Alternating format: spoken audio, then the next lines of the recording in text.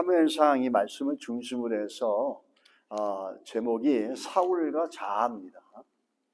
사울이란 사람, 그리고 자아, 셀프, 나죠, 나. 우리가 이 사울을 통해서 오늘 이 사울과 자아의 관계, 자아가 뭔지, 셀프가 뭔지, 그리고 신앙생활에 있어서 사울이 실패했던 부분이 어떤 건지를 우리가 좀 살펴보도록 하겠습니다. 그 사람들은 스스로가 자신을 굉장히 잘 안다고 생각합니다. 근데 사실은 자신을 가장 늦게 하는 존재가 나 자신입니다. 내가 나를 굉장히 잘 안다는 것 같지만 사실은 나를 잘 모릅니다. 우리가 성경 말씀을 읽고 말씀을 듣고 말씀을 묵상하고 말씀을 공부하는 이유는 먼저가 뭐죠? Knowing of God, 하나님에 대해서 아는 겁니다. 하나님을 알아가기 위해서 성경을 공부하고 성경을 읽습니다. 그게 굉장히 중요한 거죠. 근데 성경을 알아가면 알아갈수록 어떤 일이 있느냐라는 거죠. 우리는 성경을 읽는다 그럴 때 모든 사람들이 성경을 읽어서 하나님을 안다라고 그래요. 맞습니다. 그러면 하나님을 안다라는 것은 어떤 결과로 열매로 우리에게 나타나느냐라는 게 중요한 거죠. 하나님을 안다라고 하는 것은 어떤 것이 있냐면 바로 내가 보이는 겁니다. 하나님을 안다라고 하면은 그 결과적으로 뭐가 있냐면 나를 보게 됩니다. 내 자신을 보게 되는 겁니다. 우리가 예수 그리스도를 만나게 되면 제일 먼저 나타나는 현상이 뭐냐면 회개입니다. 예수 그리스도를 만나게 되면 왜 회개를 하냐면 내가 보이는 거거든요. 내가 죄인인 걸 보게 되고 내 자신이 어떤지를 보게 되면서 거기서 일어나는 게 회개라고 하는 놀라운 사건이고 회개라고 하는 놀라운 축복입니다. 우리는 오늘 본문을 보면서 한번 살펴볼 거, 사울의 그 문제점 한번 살펴보면서 우리 삶에도 좀 적용해 봤으면 좋겠습니다. 우리가 살면서 내가 나를 굉장히 잘하는 것 같지만 내가 아는 게 굉장히 불완전합니다. 사람들이 자기를 보는 창문이 4개가 있는데 오늘 저기 나와 있는 겁니다. 첫 번째 창문은 뭐냐면 나만 아는 나. 아무도 몰라요. 그리고 나와 다른 사람들이 같이 아는 나. 세 번째는 나는 모르는데 남들은 아는 나. 공동체 생활을 하다 보면 나는 내가 잘한다고 생각하는데 갈등이 생기고 문제가 생깁니다.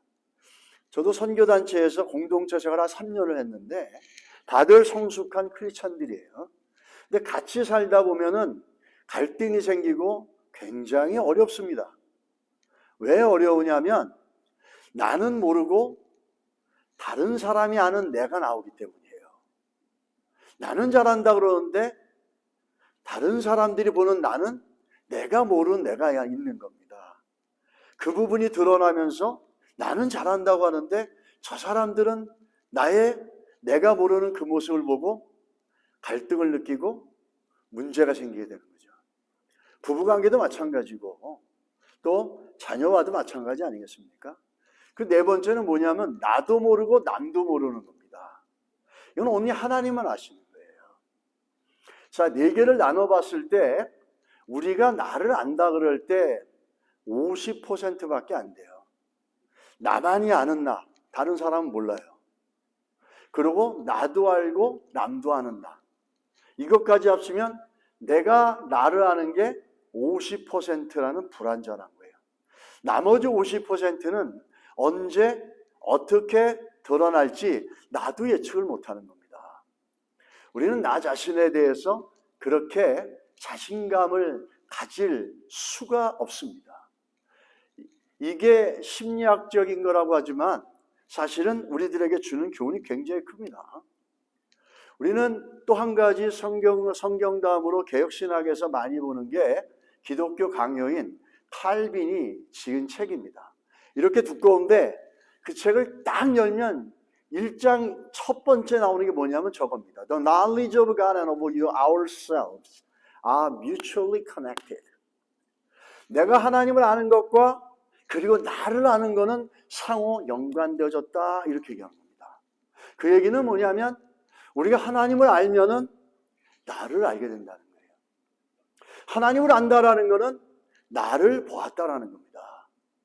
하나님을 안다고 하지만 내가 내 자신을 볼 수 없는 모습이 되어진다면 결론적으로 우린 사울과 같은 우매한 범죄와 그 실수를 저지를 수 있다는 겁니다. 예수를 안다는 것, 예수를 믿는다는 것, 이거는 어떤 거냐면 나를 발견하는 겁니다. 나를 보는 겁니다. 말씀의 관점을 따라서 또 하나님의 관점을 따라서 예수 그리스도의 십자가의 관점을 따라서 내가 보는 거죠. 나를 보는 거죠. 그러면서 나오는 게 뭐냐면 회개가 일어나는 거죠. 그래서 하나님을 안다 그러면서 한 번도 자신을 돌아보며 회개라는 사건이 없다면, 또 날마다 우리가 회개하는 삶들이 이어지지 않는다면 우리가 정말 하나님을 아는가? 라는 것에 질문이 던져질 수밖에 없습니다. 이 칼빈은 그렇게 얘기하면서 우리가 살면서 두 가지 지혜가 있는데, 첫 번째 지혜가 뭐냐면 하나님을 아는 게 가장 중요하다는 거예요. 하나님을 아는 것이 가장 큰 중요하고 그분이 누구신지를 아는 게 너무너무 중요하다는 거죠. 그래야지 뭐가 뭐죠? 두 번째 지혜인 내 자신이 보인다는 겁니다. 우리는 그 인문학적으로나 또 소시올로지나 이런 것들로 통해서 자기를 발견하고 자아를 성찰하고 자아의 정체성을 찾는 게 엄청나게 요 근래 많이들 이야기됩니다. 그러나 우리 인간은 하나님의 형상으로 지어졌기 때문에 하나님을 통해서 알지 아니하면 우리 자신을 정확하게 볼 수가 없습니다. 성경은 우리 자신을 어디서부터 시작하냐면 죄인에서부터 시작합니다. 우리가 드러낼 수 있는 것이 아무것도 없다라는 얘기죠. 그렇게 시작되어져서 우리는 하나님을 만난 것에 대한 경험이 뭐냐면 내가 죄인이라는 고백이라는 거예요. 여러분 믿으십니까? 그럼으로써 우리 하나님 앞에 겸허해질 수밖에 없다라는 겁니다. 이 자신을 아는 지식이 먼저 선언되는 것은 하나님이 누구신지를 알 때 이루어지는 겁니다. 우리 내가 누구인지를 알지 못하면은 그 말은 크리스찬으로서 그리스도 안에서 하나님을 안다고 얘기할 수 없는 거예요. 우리는 하나님을 발견하고 하나님을 알면 내가 보이기 시작하고, 그러므로 하나님을 안다라는 것은 우리 신앙생활의 가장 큰 주제가 되어야 됩니다. 그래서 우리 성경을 읽으면서 성경을 묵상하면서 말씀을 들으면서 우리는 하나님을 알아가고 그 하나님을 알아가면서 나를 볼 수 있게 되는 거죠. 그럴 때 우리는 인생 가운데 그 미지 같고 갈 수 없었던 것 같고 덮여져 있지만은 그 가운데 길을 찾을 수 있다는 거예요. 그래서 하나님을 아는 것이 너무너무 중요하다는 겁니다. 그래야지 내가 보인다는 거예요. 예수를 믿는데 예수를 믿고 하나님의 자녀라 그러고 예수 그리스도를 나의 구주로 영접하고 내 죄를 위해 죽으시고 부활하셨다라고 예수를 고백을 합니다. 그런데 그래서 예수를 안다고 하지만 아직도 자기가 보이지 않고 자기가 죄인으로서 자기 자신을 볼 수 없을 때 거기는 수많은 문제들이 야기될 수가 있습니다. 사울의 문제는 바로 여기에서 시작됩니다. 사울이 오늘도 보게 되면 많은 실수를 하게 되는데 이 잘못된 맹세가 어디서부터 시작됐을까? 우리가 지난주에 잘못된 맹세에 대해서 보지 않았습니까? 이 잘못된 맹세가 어디서부터 시작됐을까? 오늘 본문을 근거로 해서 볼 때 사울은 하나님을 안다 그러지만 자기를 보지 못했습니다. 거기서부터 그의 헛되고 잘못되고 자기 공명심과 자기 영광을 위한 헛된 맹세가 시작됐다라는 거죠. 자기를 볼 수 있었다면, 정말 하나님을 아는 참 지식을 통해서 자기를 볼 수 있었다면 사울은 그렇게 자기의 공명심과 자기의 영예를 위해서 헛된 맹세를 통해서 많은 사람을 어려움 가운데 빠뜨리지 않겠을 겁니다. 자기를 보지 못하는 사울은 결국은 어떤 문제를 일으킵니까? 제일 먼저가 백성들을 죄로 끌어들입니다. 이 자신을 보지 못하는 사울은 자기 한 사람의 문제로만 끝나지 않았고, 물론 왕이기 때문에 그렇지만 백성 전체들을 갖다가 죄를 짓게 만들고 깊은 곤란 가운데 빠지게 만듭니다.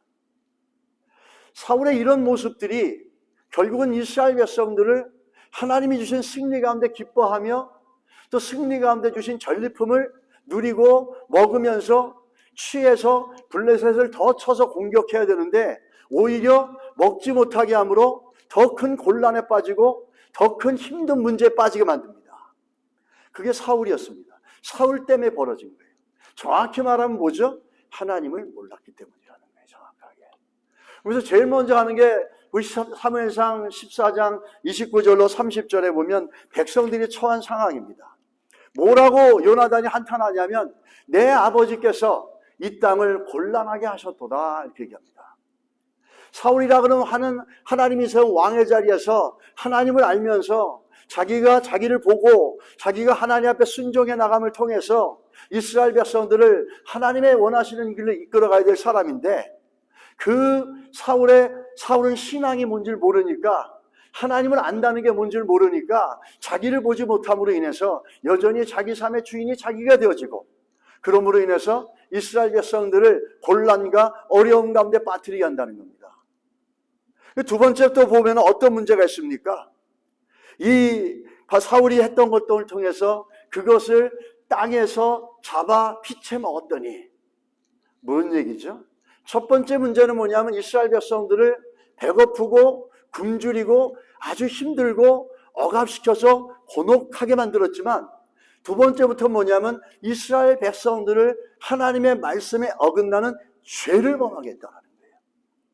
그 죄가 뭐냐면 32절에 그것을 땅에서 잡아 핏째 먹었더니 땅에서 핏째 신명기 12장 23절에 보면 어떻게 나옵니까? 다만 크게 삼가서 그 피는 먹지 말라. 피는 생명인즉 내가 그 생명을 고기와 함께 먹지 못하리니. 이 생명은 이 피는 하나님을 상징하는 겁니다. 그래서 피는 절대 먹으면 안 되는데 이스라엘 백성들이 너무너무 배가 고프고 전쟁을 치르고 난 이스라엘 백성들이 얼마나 허기졌겠습니까? 근데 아무것도 먹지 못하게 금식령을 내리고 나니까 그 이스라엘 백성들이 허기져가지고 짐승들을 먹는데 하나님이 하지 말라는 그 율법의 말씀을 어겨가면서 핏째 짐승을 잡아먹는 거예요. 그렇게 하나님 말씀을 어기게 만들고 죄로 이끌어 갔다는 겁니다. 또 한 가지는 뭐라고 얘기합니까? 양과 소와 이 송아지를 함께 먹지 말라 그럽니다. 지금 아무리 짐승이라도 인간에게 아무리 짐승을 하나님 허락하셔도 거기에는 지켜야 될 것들이 있습니다. 레위기 22장 28절에 보면 암소나 암양을 막론하고 어미와 새끼를 같은 날 잡지 말지니 그랬습니다. 어미와 새끼를 같은 날 잡아서 한 솥에 끓이는 것을 성경에서 율법으로 금하고 있었던 거예요. 그런데 이들이 너무나 급하니까 소와 송아지를 같이 잡았다 그럽니다. 그 어미소와 새끼소를 잡아서 같이 먹었다라는 거예요. 하나님은 이렇게 하지 말라 그랬다는 겁니다. 이스라엘 백성들을 곤란에 빠뜨리고 불필요한 허기짐과 배고픔에 빠뜨리게 되니까 이들이 한 건 뭐냐면 하나님 말씀을 어기는 범죄 가운데 빠졌다는 겁니다. 누구 때문에요? 사울 때문이라는 겁니다. 또 사울은 이런 백성들의 모습을 보면서 뭐라 그럽니까? 사울이 반응을 합니다. 근데 그 반응이 어떤 거냐면 비판을 합니다. 처음에는 그들의 행동을 보면서 핏째 먹으면서 소와 송아지 같이 잡아 먹으면서 하나님 말씀을 어기는 모습을 보면서 뭐라 그럽니까? 그들에게 너희들이 참으로 믿음이 없이 행하는구나 이렇게 얘기합니다. 굉장히 모순된 걸 느끼지 않습니까? 너희들이 믿음 없이 하나님 말씀을 어기면서 핏째 먹고 소와 송아지를 함께 잡아서 먹는구나 라고 하면서 백성들을 비판을 합니다. 두 번째 보면 똑같은 맥락인데 사울은 백성들에게 뭐라고 그러죠? 너희들이 죄를 지었다라고 합니다. 너희들이 범죄했다라고 지금 비난하고 비판하고 있는 겁니다. 참 아이러니합니다. 범죄하면 안 된다고 사울이 지금 훈계하고 있는데 마치 사울은 자기 자신이 굉장히 믿음이 좋은 지도자처럼 보여지고 있습니다. 그러나 그건 아니죠. 그리고 마지막에 또 보게 되면 처음 쌓은 제단이더라. 자, 큰 돌을 가져와라 이렇게 얘기합니다. 큰 돌은 뭐냐면 이스라엘 백성들이 짐승을 잡을 때 돌 위에다가 짐승을 잡습니다. 그래야지 그 짐승을 거기다 올리면 피가 쭉쭉쭉 빠져나오기 때문이에요. 그래서 피를 빼기 위해서 피째 안 먹으려고 돌 위에서 짐승을 잡습니다. 그러니까 큰 돌을 가져와라 그러면서 거기서 제단을 쌓더라.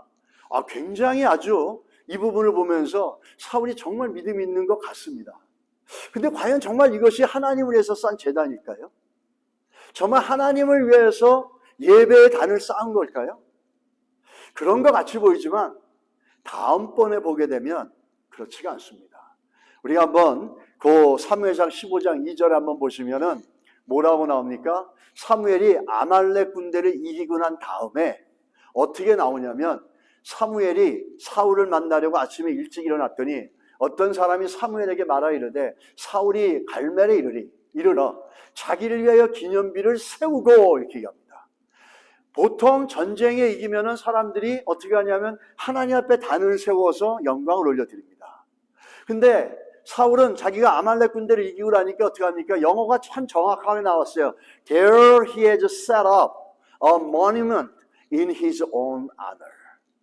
자기의 영광과 자기의 명예를 위해서 기념비를 세웠다라는 거예요. 그게 누구를 위한 겁니까? 하나님의 영광을 축하하기 위한 겁니까? 하나님의 영광을 기억하는 겁니까? 아니죠. 자기를 기억하게 만드는 거예요. 그렇다면 그 이스라엘 백성들이 범죄하고 있을 때 단을 제일 쌓았다라는 그 의미는 정말 사울이 하나님을 위해서 쌓는지 질문이 던져진다는 거죠. 아니라는 겁니다. 자기의 영광을 위해서, 자기가 믿음이 있는 것처럼 드러내기 위해서 그는 하나님 앞에 예배하는 것처럼 했지만 결국은 자기의 모든 목적이 자기를 위한 거였다라는 겁니다. 자, 여기까지 우리가 보게 되면 이 사울의 문제가 뭘까요? 이 사울의 그 문제, 사울의 가장 큰 문제는 그는 하나님을 안다고 하지만 자기를 보지 못하고 있다는 거예요. 이게 굉장히 큰 문제입니다. 교회 안에서도 자기가 신앙생활 잘한다고 하지만 정말 잘한다면 자기를 봐야 되는데 자기를 못 봅니다. 그러므로 인해서 야기되는 문제들이 너무너무 많다라는 거예요. 사울은 거기서 끝나지 않고 그 위선적인 믿음이 계속되어집니다. 그 위선적인 믿음으로 어떻게 합니까? 하나님 앞에 이렇게 물어봐요. 37절에 블레셋을 추격하니까 주께 물었으나 대답이 없었다. 마치 다윗이 매번마다 하나님 앞에 물었던 것처럼 사울도 지금 흉내를 내고 있는 거예요. 그러나 근본적인 것부터 잘못되지 않았습니까? 사람들에게 보이기 위한 건지 모르겠지만 사울은 지금 묻습니다. 하나님, 제가 블레셋 군대를 쫓아갈까요? 이미 전쟁은 다 끝났습니다. 다 끝나가지고 전리품을 다 획득하고 이스라엘 백성은 너무 배고파서 범죄해가면서 말씀을 어겨가면서 그 짐승을 잡아서 먹지 않았습니까? 그런데 그 후번에 와서 정말 하나님 앞에 물어야 될 때는 어떻게 했습니까? 가만히 있었어요. 누가 갔습니까? 요나단이 나갔어요. 정말 믿음으로 결단해 나가야 될 그 이스라엘의 왕으로서 믿음으로 결단해 나갈 때 그는 잠잠해 있었습니다. 아무 말도 하지 않았어요. 하나님 앞에 뭐라고 기도하지도 않았어요. 근데 그때 그 위기 상황에 믿음으로 나간 사람은 요나단이었어요. 근데 이제 와서 전쟁이 다 끝나고 전쟁이 다 승리로 돌아가니까 이제 와서 뭐라 합니까? 하나님, 우리가 쫓아가야 되겠습니까? 되게 믿음 있는 것 같이 보이잖아요. 어떻게 보면 하나님의 뜻은요, 믿음은 타이밍을 잘 찾아야 됩니다. 근데 이 사울 자체가 지금 전혀 다른 건데 문제는 뭐냐면 하나님이 대답을 하지 않는 거예요. 하나님이 대답할 수가 없겠죠. 시작부터가 잘못됐으니까. 대답하지 않자 대답이 없는 자기의 기도에 자기의 물음에 하나님이 대답 없는 이유를 누구에게 돌립니까? 요나단에게 돌리고 있습니다. 결국엔 제비를 뽑아 쪼가서 어떻게 됩니까? 사무엘상 14장 44절에 요나단이 나오니까 요나단에게 아버지가 할 말인지 모르겠지만 이렇게 얘기합니다. 사울이 이르되 요나단아, 내가 반드시 죽으리라. 그렇지 않으면 하나님이 내게 벌을 내리시고 또 내리시기를 원하노라. 이렇게 얘기합니다. 아무리 아들이 잘못했다 그래도 아버지로서 이렇게까지 자식에게 할 소리가 아닌 것 같습니다. 심지어 다윗을 보십시오. 압살롬이 자기 다윗의 아버지를 권좌에서 밀어내고 권력을 자기가 훔치지 않았습니까? 그럼에도 불구하고 다윗은 자기 압살롬을 살려달라고, 죽이지 말라고 자기 부하한테 부탁을 합니다. 그러자 압살롬이 죽자 그 다윗은 통곡을 하며 웁니다. 심지어 자기를 쫓아내고 자기를 몰아냈던 아들임에도 불구하고 그 아비인 다윗은 압살롬의 죽음을 꺼려했고 말렸고 또 압살롬이 죽자 통곡을 하고 우는데요. 그게 정상적인데 사울은 왜 이런지 모르겠는데 그 요나단이 꿀을 먹었다라는 이유 때문에 뭐라 그럽니까? 반드시 죽으리라. 그거 얼마나 심한 얘기예요. 네가 죽지 않으면 하나님이 내게 벌을 내리시고 나를 벌을 내실 거라. 굉장히 무서운 얘기 아니겠습니까? 자식에게 이렇게 얘기하고 있다는 거죠. 어떻게 보면 이 사울에게 요나단은 아버지고 아들의 관계가 아닐 수도 있어요. 이미 요나단은 백성들의 신뢰를 받고 존경을 받고 있기 때문에 자기의 정치적인 경쟁자로 사울이 벌써 그렇게 취급하고 있는지도 모릅니다. 그러다 보니까 저렇게 무서운 말을 아들에게 쏟아내는 거라 볼 수 있다는 거죠.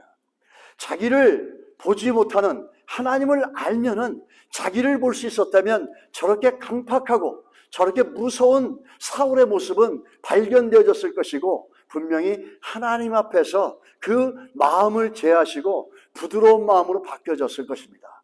그러나 사울은 하나님을 안다 그러지만 자기를 보지 못함으로 믿음 있는 척은 했지만 정말로 믿음 있는 건 아니었습니다. 여러분, 우리도 신앙생활 하면서 우리가 조심해야 될 것들 중에 하나가 사울과 같은 신앙의 모습을 가질 수 있다는 거예요. 내가 정말 믿음이 있다라고 하지만 정말 믿음이 있고 하나님을 알면은 내가 보여야 되는데 나는 보이지 않을 때 우리는 사울과 같은 모습으로 되어질 수 있다는 겁니다. 이렇게 해가지고 사울이 죽이겠다라고 하는 요나단을 백성들이 뭐라고 얘기합니까? 성경에 보게 되면 하나님은 이렇게 얘기합니다. 그가 오늘 하나님과 동역하였습니다. 이렇게 얘기합니다. 그가 오늘 하나님과 동역하였습니다. 이렇게 얘기합니다. 백성들이 그러면서 우리들에게 큰 구원을 갖다 준 이 요나단을 죽인다는 건 머리털 하나라도 건드리면 안 된다. 이렇게 얘기합니다. 근데 참 재밌는 건 뭐냐면 이런 상황 속에서 아버지가 자기를 죽이려고 막 그냥 사자처럼 막 울부짖는데 요나단은 아무 대답을 안 해요. 아무 반응을 안 해요. 변명 한마디 안 해요. 잠잠하게 있습니다. 우린 요나단이라는 인물을 보면서 우리가 다윗과 요나단의 모습을 보면서도 요나단은 자기 걸 모든 걸 포기해버립니다. 다윗에게 하나님의 뜻이라고 하면서 그러니까 아버지가 자기를 죽이려고 하는데도 자기가 했던 일에 대해서 하나도 자랑하지 않고 변명하지도 않아요. 마치 예수 그리스도의 모습을 보는 것 같아요. 요나단은 다윗에게 자기의 갑옷과 칼까지 내주면서 네가 왕이 되고 나는 그 다음에 되겠다 하면서 모든 것들을 다 양보해주고 사울로부터 다윗을 지켜주는 그 놀라운 요나단의 헌신과 희생을 볼 수 있습니다. 근데 오늘도 보게 되면 이 요나단은 아무 대답도 안 하는 거예요. 침묵합니다. 아버지가 죽이려고 덤벼들어도 요나단은 변명 한마디도 안 해요. 마치 예수님께서 빌라도 법정에 서서 있었던 모습하고 동일한 모습을 볼 수 있어요. 그 마가복음 15장 4절에 보면 빌라도가 또 물어 가로되 아무 대답도 없느냐? 너 왜 대답하지 않냐? 예수께 묻는 거예요. 그들이 얼마나 많은 것으로 너를 고발하는가 보라. 얼마나 많은 사람들이 너를 갖다가 정죄하고 얼마나 많은 사람들이 너를 비난하고 있느냐. 그렇다면 너도 뭐라고 좀 내 질문에 대답 좀 해야 되지 않겠느냐. 예수께서 다시 아무 말씀으로도 대답하지 아니하시니 예수께서도 그 일을 그 자리에 쓰게 되며 자기가 죽어야 될 것은 하나님의 뜻임을 알아서 그런지 주님은 아무 변명도 하지 않고 아무 대답도 안 했는데 오늘 요나단 가운데 그런 예수 그리스도의 모습을 보는 겁니다. 아무 대답도 않고 잠잠하게 있는 요나단의 모습. 참 우리 요나단을 보면서 하나님을 아는 신앙이 어떠한 것인지를 갖다가 좋은 모델로 보여주고 있습니다. 사람들은 안 된다 그럴 때 문제가 너무너무 커서 절망해야 될 때 하나님의 구원은 사람의 숫자에 있는 것이 아니다 그러면서 칼 한 자루 들고 수십만 명의 적진으로 달려들어가서 그들을 무너뜨릴 수 있는 믿음의 통로가 되고 마치 마중물이 되어졌습니다. 그러면서 하나님이 역사하셔서 생각지 않은 사람들이 막 일어나면서 블레셋 군대를 완전히 흩어버리지 않았습니까? 그러면서도 한 번도 자기를 자랑하지 않고 아버지가 자기를 죽이려고 할 때도 아무런 얘기도 안 하고 잠잠하게 있을 때 백성들이 대신해서 그 요나단을 지켜주고 보호해주는 겁니다. 우리 요나단의 침묵을 보면서 예수 그리스도께서 본디오 빌라도 법정에서 잠잠하게 계셨던 그 모습을 볼 수 있다는 겁니다. 진리는 반드시 드러나게 돼 있습니다. 진리는 내가 떠든다라고 드러나는 것이 아니라 시간이 가고 또 이게 여러 가지 여건과 환경을 통해서 하나님이 드러내 주신다는 거예요. 그러면서 이 요나단의 이런 모습들을 볼 때 요나단의 그 정말 귀한 모습이 어디서 나오는지 우리는 그것을 알아야 되는데 오늘 본문을 통해서 볼 때 하나님을 아는 데 있다는 거예요. 하나님을 아는 자들은 요나단과 같은 힘이 있고 하나님을 안다 그러면서 자기를 못 보는 사람들은 사울과 같은 삶을 살 수 있다는 겁니다. 교회가 어렵고 교회 안에 문제가 일어나는 이유는 뭐냐면 다 신앙의 이름으로 와 있지만 어떤 신앙인은 정말 하나님을 알아서 예수를 알아서 자기를 보고 자기의 부족함과 자기의 약한 모습을 보면서 늘 겸허하게 하나님의 은혜를 구하며 가는 사람들이 있습니다.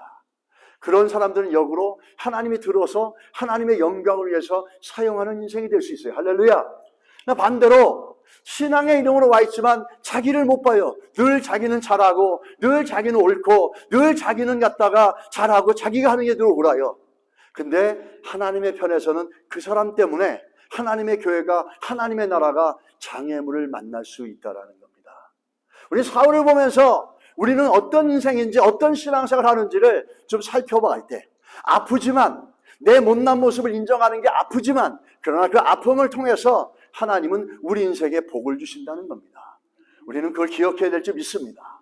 그래서 회개가 어려운 게 뭐냐면 내 약한 모습, 내 어리석은 모습을 내가 인정해야 되거든요. 그걸 셀프 컨프런테이션이라고 합니다. 내가 그걸 봐야 되거든요. 근데 보고 싶지 않아. 인정하고 싶지 않아. 나는 그냥 내가 잘하고 있다고 생각하고 싶어요. 그게 셀프 이스팀입니다. 자존감이에요. 근데 성경은 그렇게 얘기하지 않아요.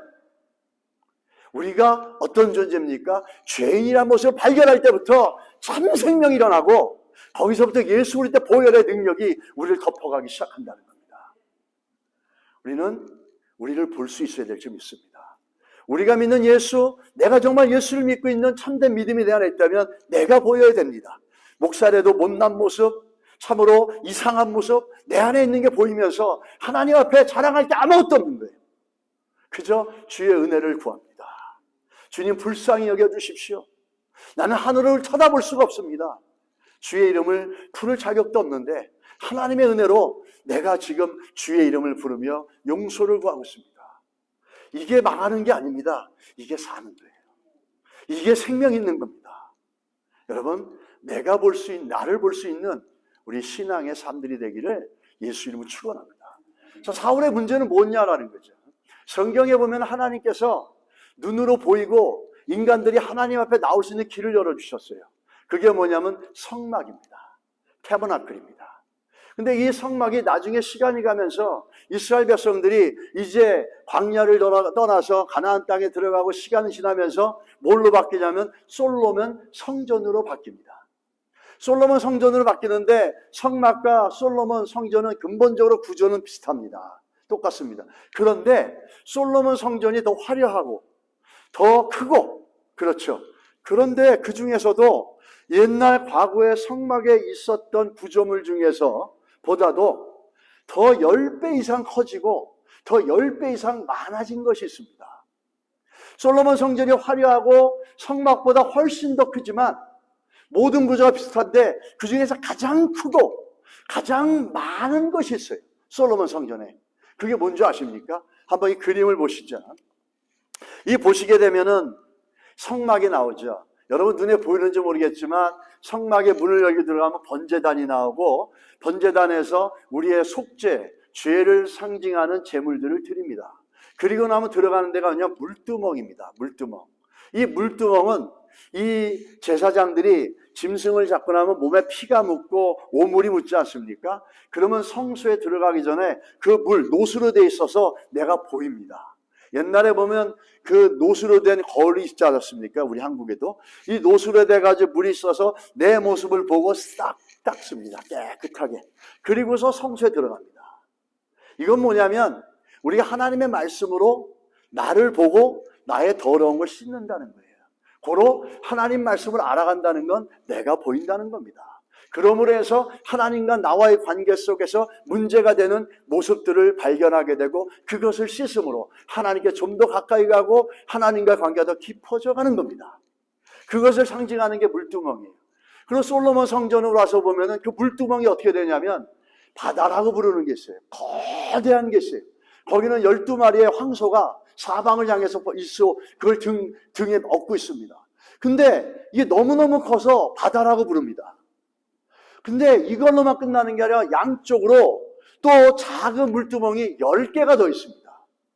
우리가 조금 확대해서 보게 되면 저기 성막이 왼쪽인데 여러분이 보시는 그쪽에서 그 오른쪽이겠네요. 제가 볼 때 왼쪽인데 거기 보면은 그 둥그런 그 그릇 같은 게 있지 않습니까? 큰 그릇. 그게 물두멍이에요. 그게 제사장들이 성막에 성소에 들어가기 전에 자기 몸에 있는 더러운 걸 깨끗하게 씻어주는 겁니다. 그게 뭘 얘기하냐면 오늘날 그리스도 안에서 말씀의 역할이에요. 말씀이 우리 안에 있는 죄성과 우리 안에 있는 죄의 모습을 깨끗하게 씻어줍니다. 그러고 나서 성소로 들어가서 하나님을 만나게 되는 거예요. 근데 그 물두멍이 솔로몬 성전에 가면서 얼마나 커졌냐면 제일 큰 게 뭐냐면 이 바다라고 부르는 엄청나게 큰 거예요. 근데 그것도 모자라서 옆으로 5개, 옆으로 5개에서 10개가 더 추가됩니다. 그러니까 10배 이상의 크기로 솔로몬 성전에 그 물두멍이 10배 이상으로 더 커진 겁니다. 이게 뭘 얘기하는 걸까요?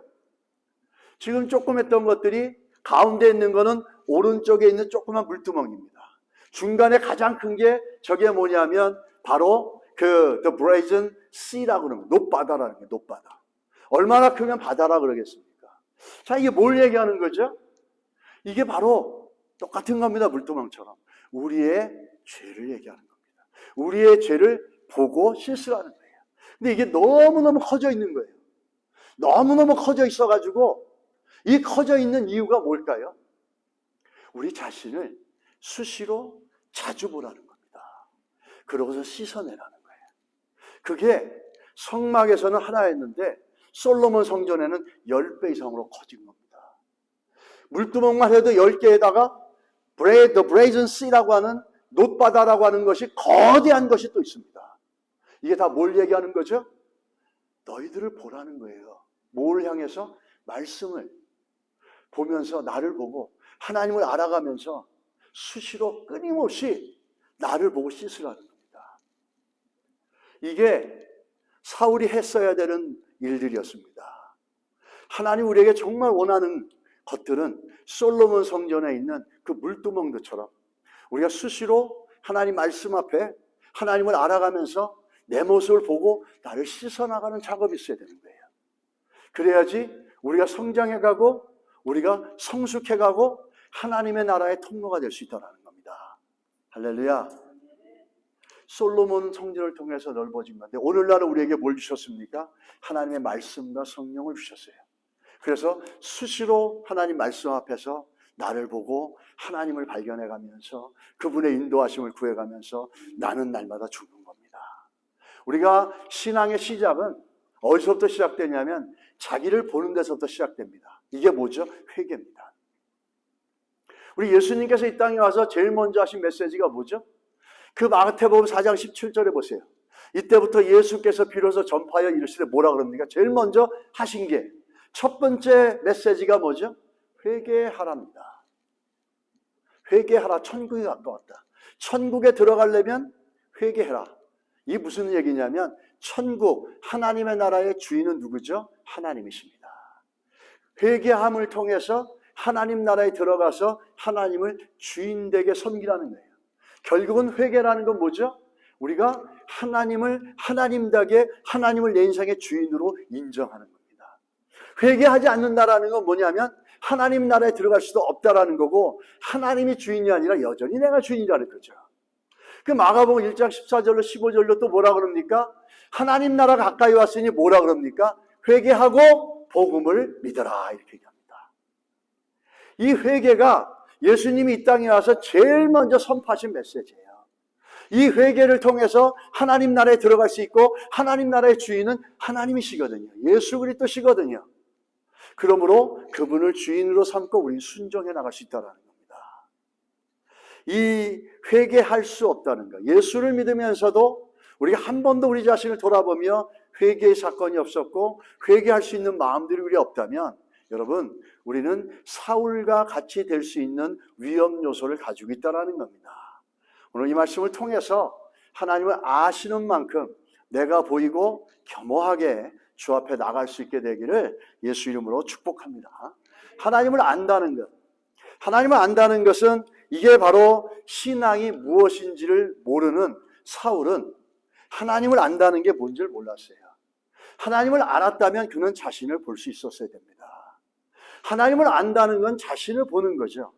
이 바울의 경우를 보게 되면 바울은 어떻습니까? 바울은 예수를 알아가면 알아갈수록 뭐라 그러죠? 빌립보서 3장 7절로 8절에 보면은 그러므로 무엇이든지 내게 유익하던 것을 내가 그리스도를 위하여 다 해로 여길 뿐더러 모든 것을 해로 여김은 내 주 그리스도 예수를 아는 지식이 가장 고상하기 때문이다. 내가 그를 위하여 모든 것을 잃어버리고 배설물로 여김은 그리스도를 얻고.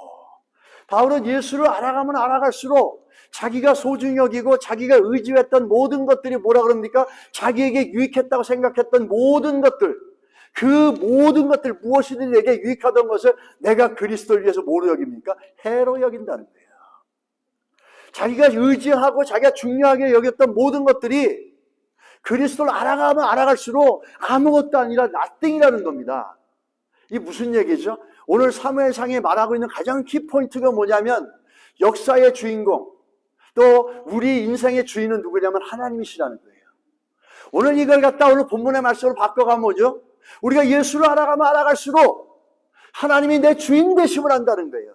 예수를 알아가면 알아갈수록 내가 알고 있는 지식이 아무것도 아니고, 예수를 알아가면 알아갈수록 내가 쫓고 있는 권력이 아무것도 아닌 걸 알게 되고, 예수를 알아가면 알아갈수록 내 명예가 아무것도 아닌 걸 알게 되고, 예수를 알아가면 알아갈수록 물질이, 돈이 그게 아니라 하나님이 중요하고 그분이 내 주인 되신다는 거예요. 그게 예수를 알아가면서 바울의 변화 아닙니까? 우리가 예수를 알아가면서 이런 변화들이 우리 가운데 일어나야 될 줄 믿습니다. 예수를 알아가고 신앙생활을 해가면서 우리 가운데 받게 될 게 뭐죠? 내가 중요하게 여겼던 게 예수 그리스도에 비교하면 아무것도 아닌 거예요. 내가 그렇게 소중하게 여겼던 게 예수 그리스도를 알아가면 아무것도 아닌 거예요.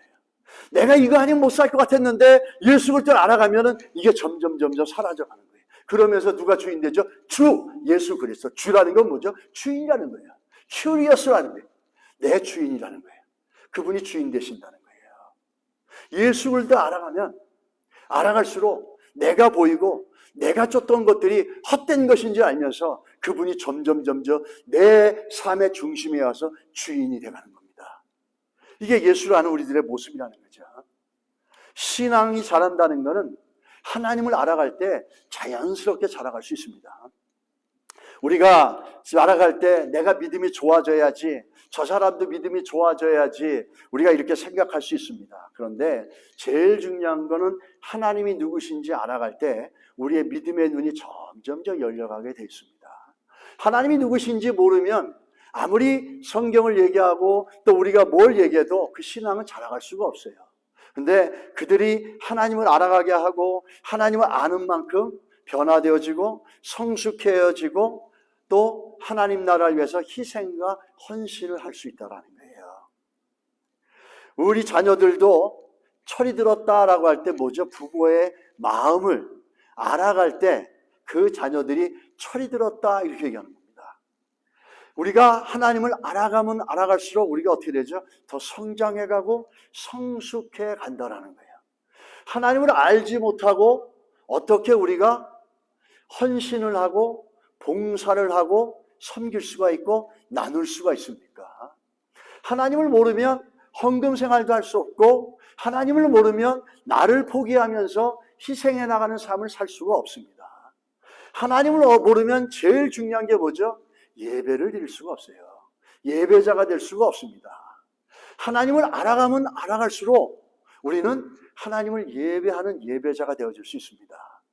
예배자가 됩시다, 예배자가 됩시다 이렇게 얘기하지만 제일 중요한 건 뭐죠? 하나님을 알아가면 알아갈수록 우리는 서서히 하나님을 예배하는 삶으로 성장해가고 변화되어져 간다는 겁니다. 저는 새신자들이 교회 와서 처음부터 뭘 하는 거를 좋아하지 않습니다. 스스로 하나님을 알아가고 하나님을 깨닫게 되고 그러므로 인해서 하나님의 인도하심과 자기 안의 변화를 통해서 그렇게 교회를 섬겨가고 이웃을 섬겨가고 하나님 앞에 예배자로 서나가는 것, 이게 너무너무 중요하다는 거죠.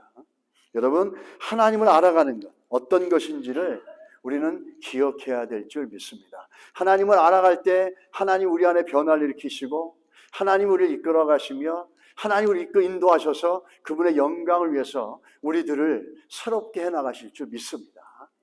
우리는 또 한 가지 하나님을 아는 만큼 우리는 또 그분을 경외할 수 있습니다. 다시 말하면 하나님을 하나님 되게 할 수 있는 것은 하나님을 알아갈 때 나온다는 거예요.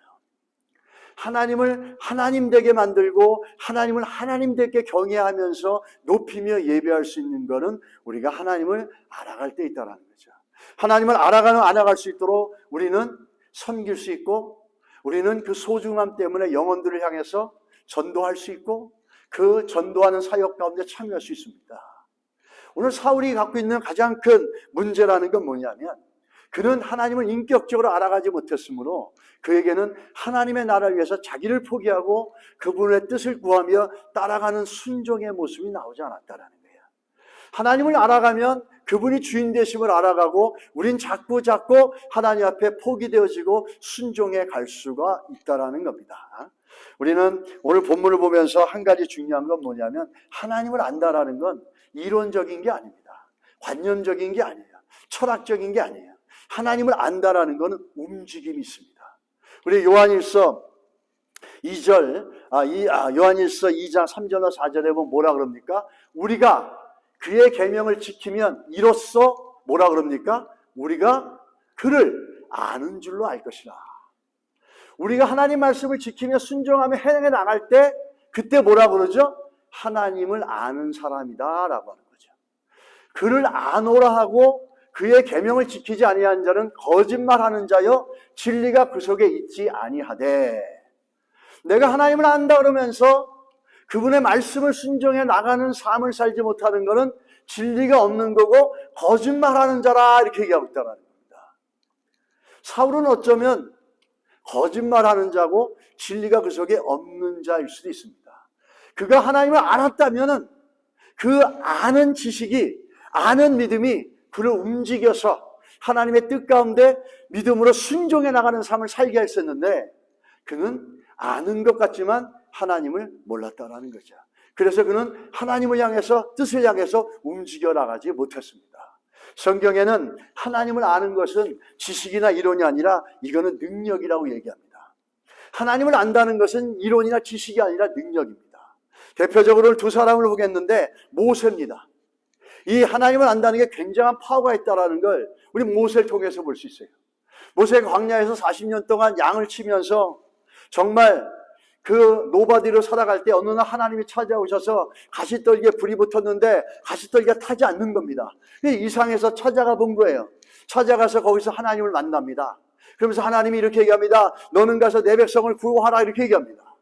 이럴 때 그 40년 동안 아무것도 없고 처가살이 하면서 지팡이 하나밖에 없는 이 모세인데 모세의 관심이 하나님을 만나고 나서 모세가 가라 애굽으로 가라 그러니까 모세는 이렇게 얘기하지 않았어요. 하나님 그 애굽이란 나라에 군사가 몇 명 있고 애굽이란 나라에 그 무기가 얼마나 있고 도대체 어떻게 우리 백성들을 끄집어낼 수 있겠습니까? 모세는 하나님을 만나고 나서 그런 질문을 하지 않았어요. 모세가 드렸던 딱 하나의 질문은 뭐냐면 하나님 당신이 누구신데 나를 애굽으로 보내십니까? 당신이 누군데 나를 저 세계 최고 강대국인 저 애굽 땅에 나를 가서 바로에게 내 백성을 보내라고 얘기하십니까? 그의 관심은 딱 하나였어요. 하나님이 누구신지. 그럼 묻습니다. 하나님 누구십니까? 그러니까 I am who I am. 나는 스스로 있는 자다. 나는 모든 것들이 나로부터 나왔고 나는 어떤 것에도 의존하지 않고 나 혼자 있고 영원히 있었던 하나님이시다 얘기합니다. 그 하나님을 아는 지식을 갖고 모세는 어떻게 합니까? 담대하게 자기가 도망 나왔던 애굽 땅으로 담대하게 지팡이 하나 붙잡고 바로에게 들어가는 겁니다. 이 하나님을 안다는 것은 요나단과 같이 그 수많은 군대 앞에서도 흔들리지 않고 나갈 수 있게 해줬던 것처럼 모세도 하나님을 알게 되므로 그 바로를 향해서 담대하게 나갈 수 있었다는 겁니다. 다윗은 어떻습니까? 다윗의 삶 가운데 다윗이 골리앗이라고 하는 거대한 거인을 향해서 나갈 때 우리는 그 얘기를 보면서 참 재밌어 합니다. 근데 이게 단순한 얘기가 아닙니다. 다윗의 이야기가 단순한 얘기가 아니라 다윗은 삶 속에서 하나님을 아는 만큼 하나님을 경험해 왔었어요. 그래서 다윗이 얘기할 때 보면은 내가 양을 칠 때 그 사자의 손에서 그 소의 손에서 그 염소에게 사자의 손에서 또 곰의 손에서 늑대의 손에서 내가 양들을 건져냈다 이렇게 얘기합니다. 그러면서 그 위기 속에서 하나님을 알고 하나님을 신뢰하면서 나감으로 하나님을 경험했던 그 능력이 그 하나님을 아는 지식의 능력이 믿음의 능력이 어떻게 했습니까? 골리앗을 향해서 담대하게 나가겠다라는 거예요. 그 자기가 알고 있는 하나님 때문에 그 다윗은 두려워하지 않고 골리앗을 향해서 담대하게 나갈 수 있었다는 겁니다. 하나님을 아는 지식, 이것이 다윗처럼 골리앗처럼 요나단처럼 우리를 움직이고 우리보다 더 큰 문제, 우리가 할 수 없는 그 문제를 향해서도 담대하게 외치며 나갈 수 있는 줄 믿습니다. 우리는 한 가지 중요한 게 문제를 만나면 우리의 관심과 우리의 초점이 문제가 되어져서는 안 됩니다. 그 다윗을 통해서도 볼 수 있고 모세를 통해서도 볼 수 있지만 모세는 애굽이 얼마나 거대하고 얼마나 파워풀한 컨트리인지 나라인지 거기에 관심 있는 게 아니라 그의 초점은 뭐였죠? 하나님이 누구시냐라는 거예요. 하나님을 아는데 초점을 맞추고 있었다라는 거예요. 다윗도 골리앗이 얼마나 크냐가 아니라 자기가 알고 있는 그 하나님께 초점을 맞췄다라는 겁니다. 우리도 마찬가지가 될 줄 믿습니다. 우리 가운데 문제가 오고 자이언트 같은 골리앗 같은 문제가 오고 블레셋 같은 문제가 올 때 그 문제에 초점을 맞추는 게 아니라 하나님을 초점을 맞추고 하나님을 아는 데 초점을 맞출 때 모세처럼 다윗처럼 우리에게 승리가 보장될 줄 믿습니다. 그래서 다윗이 뭐라 그럽니까? 골리앗을 향해 나갈 때 나는 총칼 없다. 그래서 내가 믿고 있고 내가 아는 여호와 하나님의 이름으로 나간다 이렇게 얘기합니다. 우리 마지막으로 저 말씀 읽으면서 마치겠습니다. 시작. 다윗이 블레셋 사람에게 이르되 너는 칼과 창과 단창으로 내게 나오느냐? 나는 만군의 여호와 이름 곧 내가 모욕하는 이스라엘 군대의 하나님의 이름으로 내게 나아가니라. 아멘. 다윗은 하나님을 제한하지 않았습니다. 어떤 문제보다도 하나님이 크십니다. 그러므로 우리 문제에 초점을 맞추는 게 아니라 하나님을 알아가는데 초점을 맞출 때 우리 인생 가운데 다윗이 승리한 것처럼 요나단이 승리한 것처럼 모세가 쓰임받은 것처럼 그런 역사가 일어날 줄 믿습니다.